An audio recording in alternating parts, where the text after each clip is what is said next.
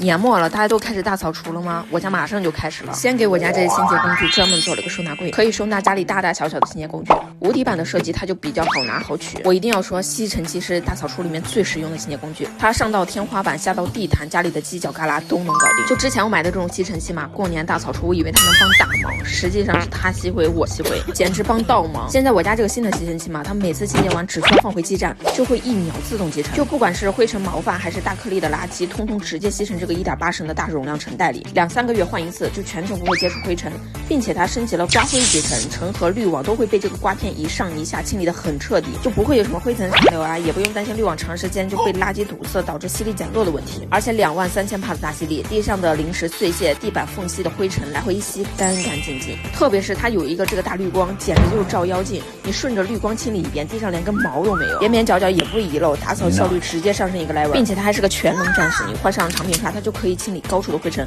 换上短柄刷就可以清理窗户缝隙呀、抽屉、沙发缝隙这种微生死角，换上除螨刷它就可以清理沙发、抱枕、床单啥的，一套就能搞定家里多处清洁。吸完放回基站集尘的同时，就兼顾自动充电，随取随用，关键才1000出头，就真的很香。